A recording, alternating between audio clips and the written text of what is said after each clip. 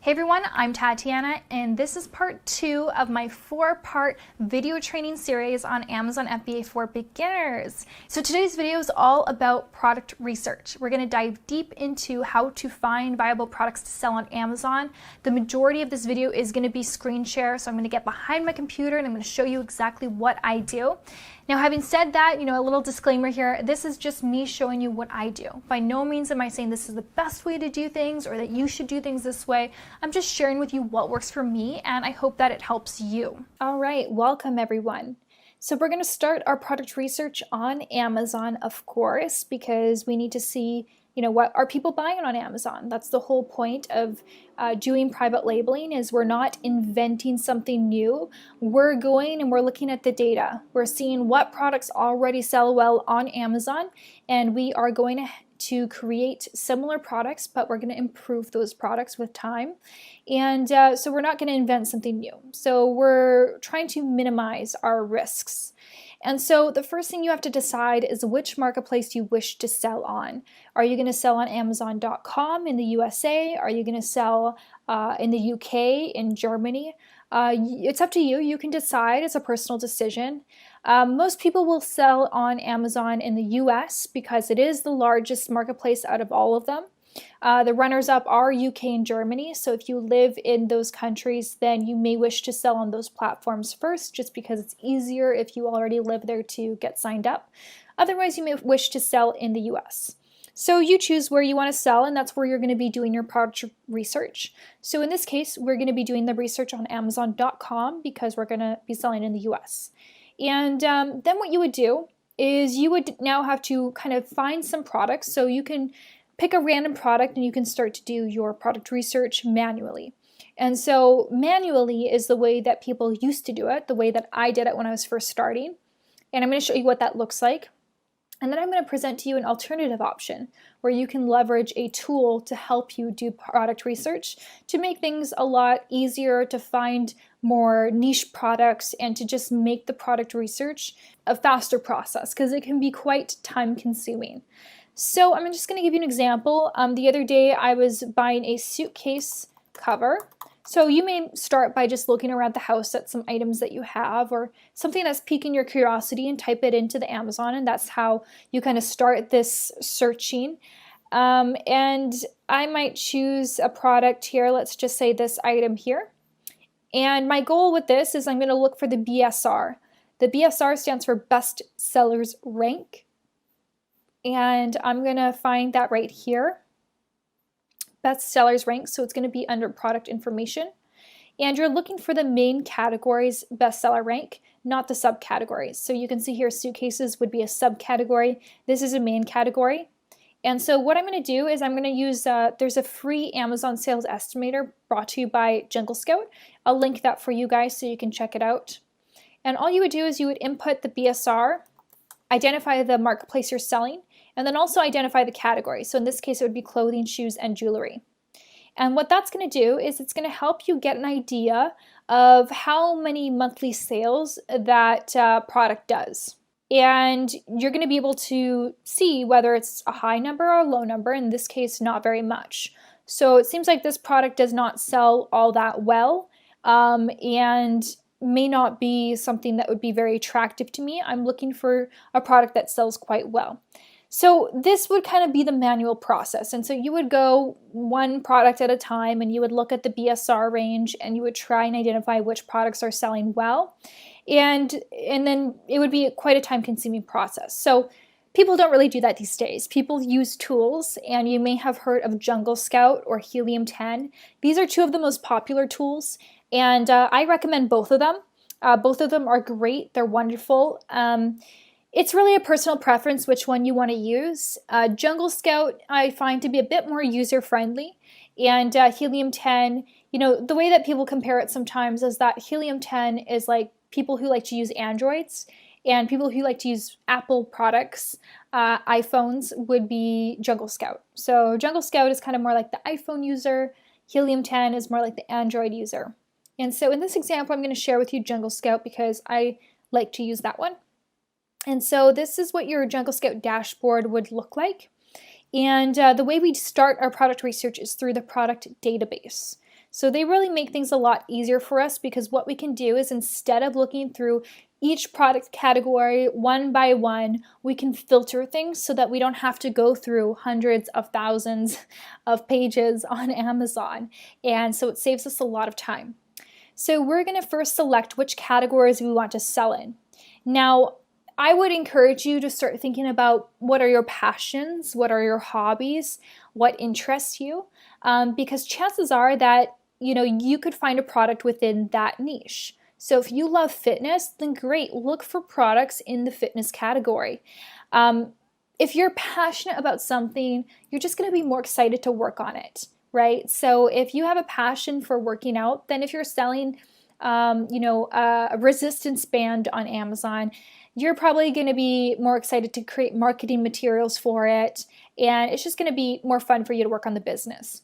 So you don't have to be passionate about the product you do move forward with. It's not a necessity. But if you have that option between choosing a product you're not so passionate about versus choosing something you sincerely have an interest in, then by all means go for the product that you have an interest in. So if you already know some categories out of all of these that would excite you, then I would say go for those categories. You're going to find a viable product within that category, because each one of these categories has hundreds of thousands of products to choose from. You're bound to find something. So I'm going to select the categories that you probably don't want to sell in. So these are the categories I would avoid. Watches, because most people who are buying watches, they want to buy specific name brands. So I would avoid that. Video games, because of course you're not making a video game here. That's not what we're doing with private labeling. Let's see here. Software. Music. Movies and TV. Kindle store.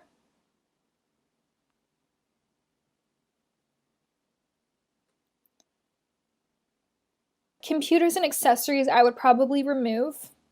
No, you could keep that in there. Obviously you're not going to be selling a computer, but maybe an accessory for a computer.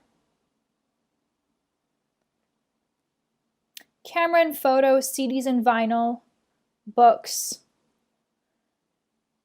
and appliances. So pretty much all of these categories are viable product categories. You can find great products within each of these categories. So we could do a search for all of these categories, but there are going to be so many results to choose from. So I would encourage you, out of these categories, which of these would interest you most, and start there. And so for myself personally, today I'm going to do arts, crafts, and sewing. I'm going to go there. Okay, so next, so again, remember you have to choose your country. So we're going to do the US. Sorry, I didn't mention that earlier. Now the product here, is it going to be standard or oversized? Now, I want to mention that when you're first starting to sell on Amazon, you're going to have way more restrictions than someone who has experience selling on Amazon. And that's simply because, with your first product, you've got the training wheels on. You're really learning how to do this process, and you want to make things as easy as possible for yourself. So you're going to try and avoid certain things and be more cautious than someone who has more experience, who, they don't have the training wheels on. They can take more risks. They know what they're doing. And so we're going to go with, the product criteria is going to be more strict for you when you're first getting started. But as you gain experience, it's not going to be as strict. And you're going to be able to look in product categories that other people who are beginning may not be able to look into. You're going to be able to pick products that maybe beginners wouldn't want to pick. And so the criteria changes as you progress in your business. So we're going to go with standard sizing, and the reason why is because if you have an oversized product, that means that you're going to spend more money at the Amazon warehouse for storage fees. So we're going to go ahead with standard. Now the seller type, is either going to be FBA or Amazon. FBM stands for fulfilled by merchant, and that's if someone is like packaging and fulfilling the products themselves. But what we teach with the private label method, what I do, is fulfilled by Amazon. So that means that You private label the product and you ship it to the Amazon warehouse, and then Amazon picks, packs, and ships the product for you. They manage returns, they manage customer support, they do all of that for you. So you actually never necessarily have to see the products. Like, you don't have them stored at your house. Amazon's taking care of them. So the seller type can be Amazon or FBA. If it's Amazon, it simply means that Amazon themselves are selling that product. So we can select these two. Now, you have a bunch of different filter options, and you can choose what you want to do here, but I'm going to give you something to work with, some ideas. The minimum and maximum price. So as I alluded to in the first video of this training series, you don't want to be selling a product that's under $15. If the sales price is below $15, it can be very tough to make a profit because you've got to account for the Amazon fees, the referral fees, shipping, your landed costs, all of that. And a product selling under $15, you can make a profit. It's just not going to be very significant. And so we prefer if you find products that are selling between $15 to $70. So I'm going to put that in here. And the reason why there's a max price of about $70 is simply because when you start to sell a product that's higher than $70, it becomes a bigger decision for someone, right? They go to Amazon oftentimes to find cheaper products, to find the best deal. And if a product's priced at over $70, then it's just fewer people are going to add that item to cart. And so it's kind of a sweet spot, but you can play around with that with time. Okay, so reviews. How many reviews should you put into these filters? Well, our goal with selling on Amazon is we want to look for products that are high demand and low competition. And so that simply means that we want to see that people have an interest in this product, that people are buying this product on Amazon, that if I were to sell this product, that there would be enough demand from shoppers that they would actually be searching for this product and buying it. But we also don't want to see too much competition because that makes it hard for us to compete. So the way we identify competition is based on how many reviews other sellers have on their listing. And so, for example, if we look here, this particular product has 13,160 reviews. You can imagine how long it would take you to acquire that number of reviews, a very long time. And so if you were to launch the same product, a very similar product on Amazon, and you had no reviews because you're just starting, it would be very hard for you to compete with someone with 13,160 reviews. And so what I would recommend doing here is inputting a maximum number of reviews.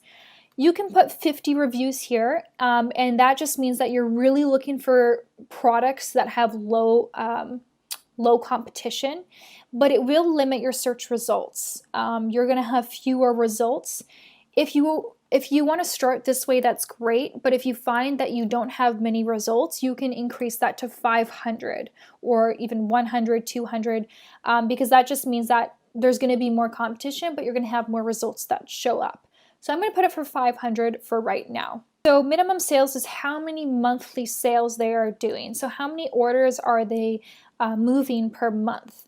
And I would say that you want to look for products that are doing a minimum of 300 orders per month, because that, if you do the math, that adds up to about 10 units per day. That's a good number to start with.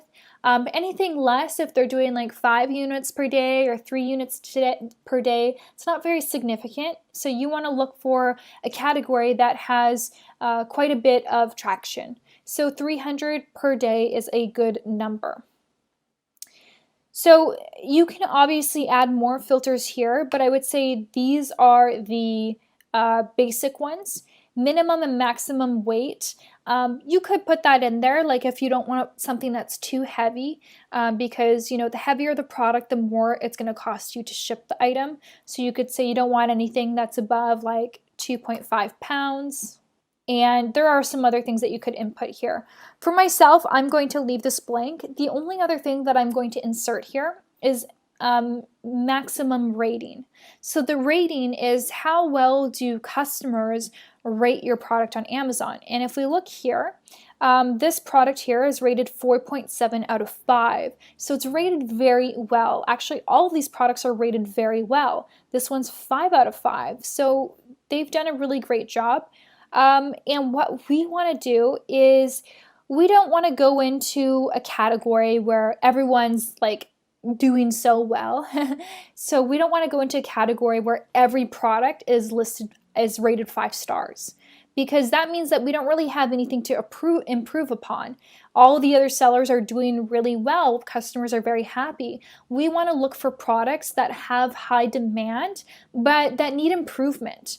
So this here is an example of a product that is rated poorly. It's 3.1 out of 5 stars. And I don't know about you, but if I'm shopping on Amazon, I'm looking for products that are rated like at least 4 stars out of 5. You know, 4 out of 5 is reasonable, but anything below that, then I'm like questioning the quality of the product, and I'm kind of expecting that I'm going to be disappointed in the product if other people are disappointed in it. Because remember that this is rated by all of the customers, and so this is social proof. So the reason why we are looking for products like this is because we're not just looking for products that are rated poorly, we're looking for products that are rated poorly but have high demand. What that means is that even though this product is rated 3 out of 5 stars, people are still buying it because people want it. People need this product. And unfortunately, the sellers on Amazon are not doing a good job at providing the highest quality product, but they're still getting sales. And so what that tells us is that as Amazon sellers, we can now go in, we can go and find a manufacturer and source a premium version of this product. And we can get 5-star reviews because we're sourcing a better version. And that way people who are looking to purchase this product, will naturally gravitate towards us rather than these sellers here who have 3.1 out of 5 stars.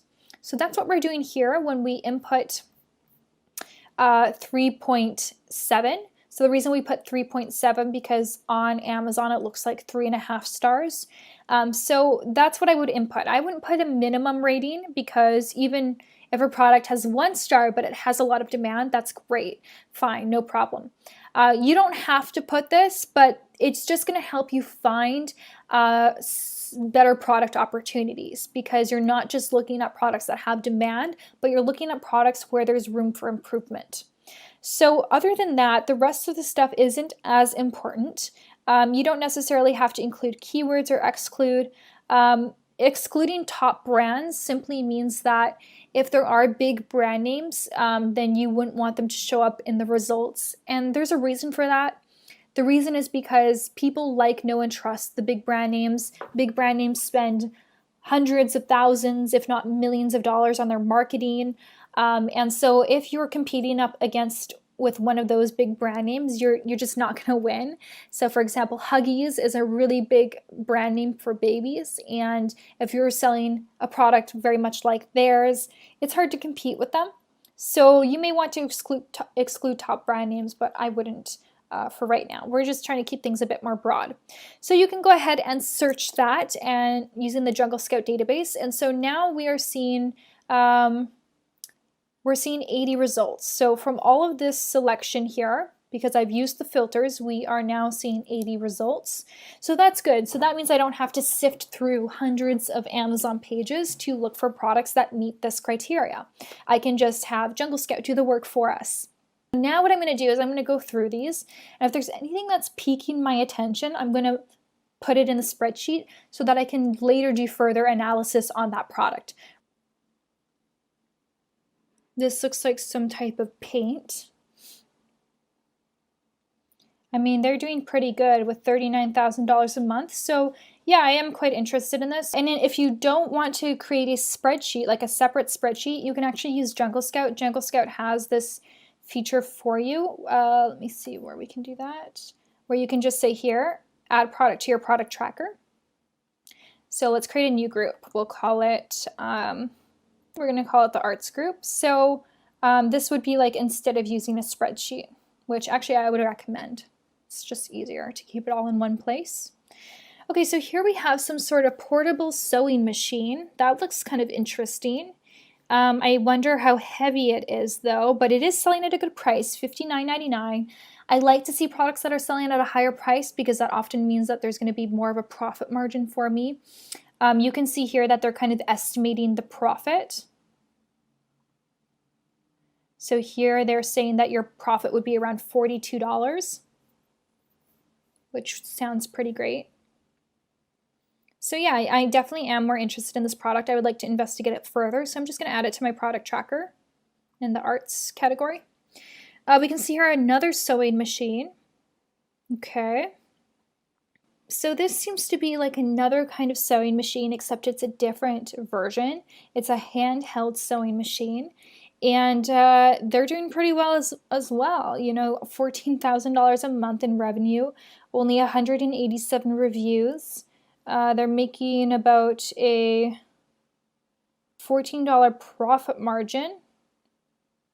Not so bad. I'm going to add that to my list as well. So a lot of different kind of sewing machines. So this is kind of piquing my curiosity about sewing machines. This is some sort of ring. Okay, interesting.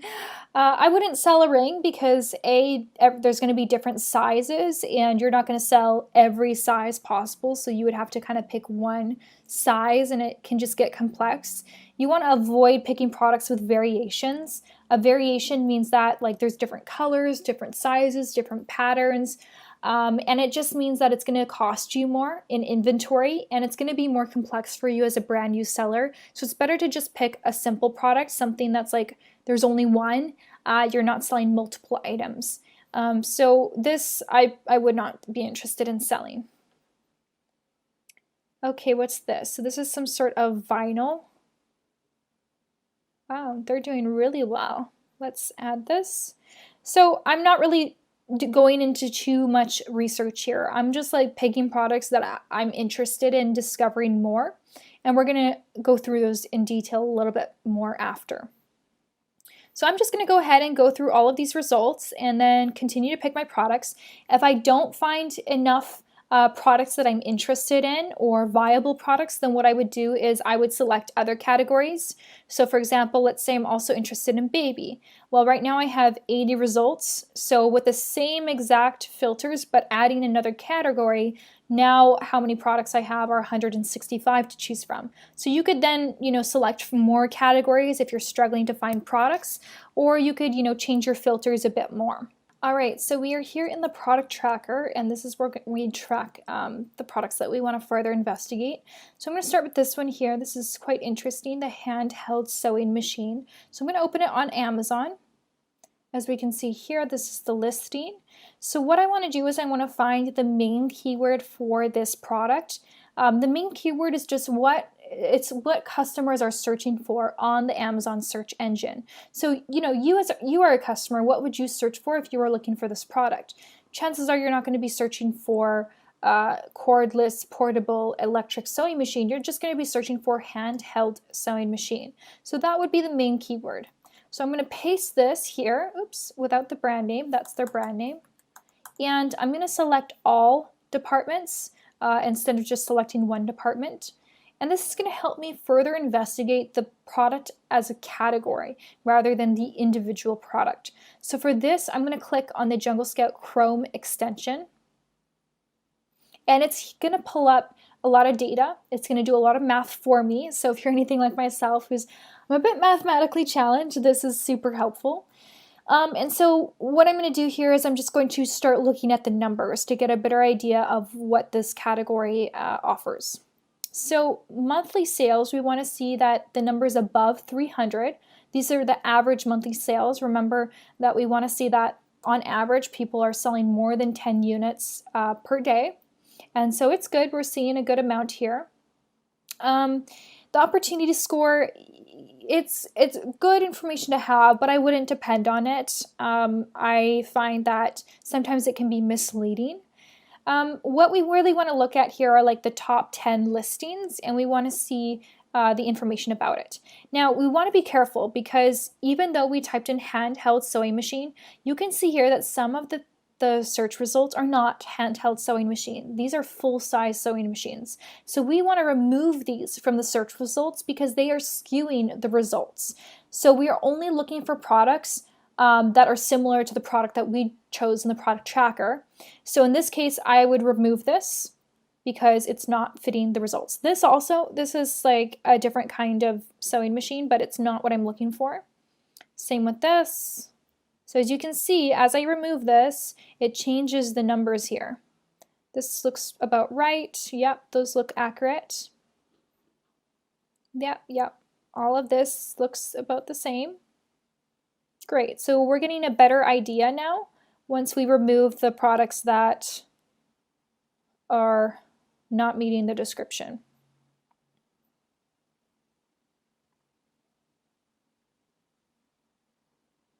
So you can see average sales are declining, so I'm seeing less and less demand for this product.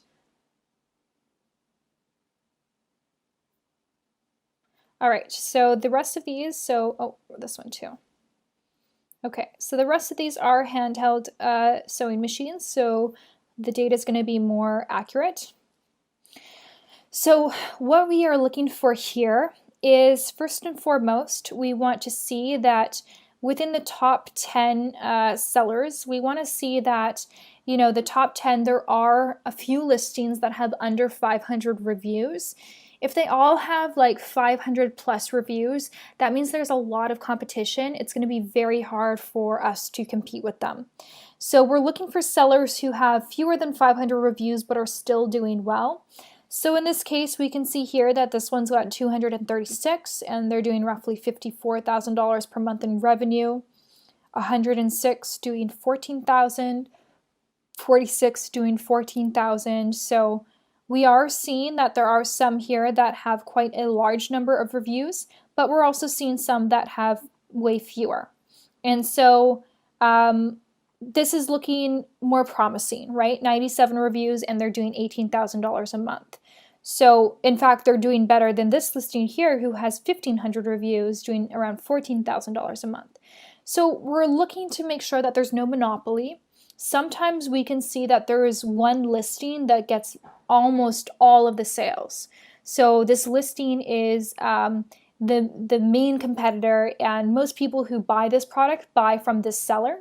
And so if you see that, that's something to be aware of, because then they may be, they're taking up all the market share. They are, it's going to be very hard for you to compete with that. So we don't want to see a monopoly here. And in this case, it's looking like the sales are evenly distributed among sellers, even those with few reviews. So that's good. Another thing we are looking for is the rating. So again, we kind of want to look for a category where not every seller is rated 5 stars or 4.7 stars or 4.5. We want to see a category where there's room for improvement. And so we are seeing that here. There are some that are rated high, some that are rated low. So there's definitely room for improvement.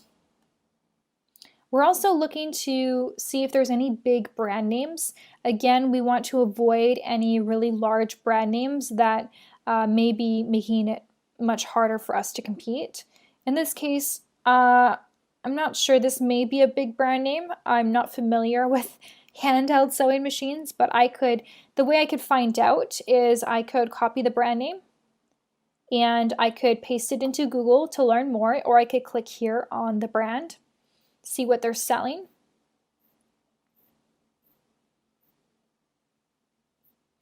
And in this case, I'm going to actually paste it into Google. It doesn't seem like they are a big brand name. If they were, they would have definitely showed up in the top results here. So in this case, it's not a big brand name that I need to be worrying about. So in terms of profit margin, you are looking to have a gross 30% profit margin and above.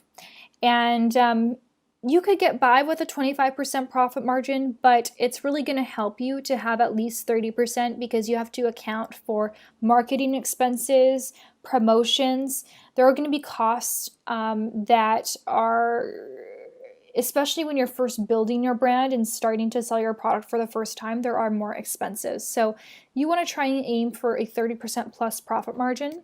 Jungle Scout has this profit calculator here. So based on the category, the size of the product, it tells you what the FBA fulfillment fee is. For this product, they're paying $7.78 per product sold. So yeah, the FBA fee, it's quite high. It's usually up to 15%, which, that's just the cost of doing business on Amazon, and it's definitely worth it for what they do for us. Sorry, that's the fulfillment fee, and the referral fee is $3.90. Now, in order to get a more accurate profit margin, here we're showing a $14 profit margin, but we need to know what the product cost is. And you're not really going to know what the exact cost of the product is until you actually reach out to suppliers. So if you are now narrowing down your list, so by now you should have like at least 20 products, 15 to 20 products on your product list. And then you got to narrow that product list down. And eventually you narrow that product list down to your top 3 products that you would choose to sell on Amazon. And how you determine which product to go with is you have to contact suppliers to find out what the true profit margin is. And so the way that you do that is you can use a website such as Alibaba.com, and you can type in the main keyword in that website. And we are going to be looking for products that are very similar, that look very similar to the product that we wish to sell. So aesthetically, we're looking for a product that looks like that handheld sewing machine. So this could maybe pass, maybe this one. We're trying to get as close as possible to this, which, let me click on it.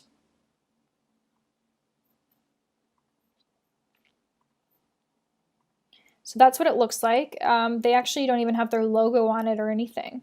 So let's see here. I mean, this looks pretty much identical. So I'm going to click on this product. Now you're going to see here, this is Alibaba. So they have a price range between 2.39 to 2.59. So that's going to give you an estimate of how much per unit the product costs. Now, it's going to depend on how many units you order. The larger your order with the manufacturer, the cheaper it is per unit. So if you order a small quantity, they're going to tell you what their MOQ is. MOQ stands for minimum order quantity. And if you order the smallest quantity, which say their minimum order is 300 units, and that's how many units you order, then the price per unit is going to be more than if you were to order 1,000 units. If you ordered 1,000 units, it would be a little bit less expensive per unit. And so they do this because they encourage you to place larger orders. So you can get kind of a bit of an estimate here. For now, you can plug this information into the Jungle Scout profit margin calculator, but you can just simply contact the supplier and ask them what their minimum order is, ask them how much it will cost, and ask them like, hey, can I put my brand name on this product? Can I customize this product? So we're going to get into that in a second. So you can put in the product cost here, even if you're just estimating for now, just to kind of help you narrow down that product list. And then you can calculate. And you can see here that the return on investment is 499%, which is good. You want to aim for at least a 100% ROI, which means that for every dollar you put in, you're getting $2 back. And your profit margin, we can calculate it with the calculator here. We can do profit of $11.92 divided by the product cost, product price. So about a 45% profit margin here, and there are going to be other expenses, right? So this is kind of an estimated gross profit margin. So, you can calculate that there's probably going to be another 5-10% that comes out of that for landed costs, for marketing, any additional expenses. So this may work. This may be a product that has enough profit, has enough demand. You would still need to do a bit more investigation, of course. This was just very, very basic. I'm just giving you a simple example here as the first product I picked. So by no means am I saying go and source this product. You definitely need to investigate further. But this gives you an idea of what we're trying to do here. So to help me make my decision, a few other things I'm going to consider aside from the profit margin and making sure that the numbers add up is number one is how can I improve this product? So again, this comes back to kind of looking at the reviews. So what I would do here is I would click on the reviews. I would go and look at all the 4-star and below reviews. I would open up a spreadsheet and take notes to see what are the most common complaints that people have about this product. So if I look here at the 1-star reviews, let's read a few of them together. Unit literally died the very second I used it. Okay, so that's not good.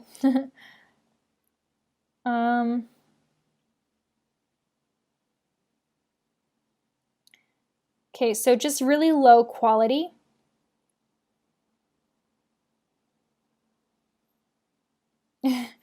Okay, so people are very unhappy with this product. It's rated 2.7 out of 5 stars, so it's rated really poorly.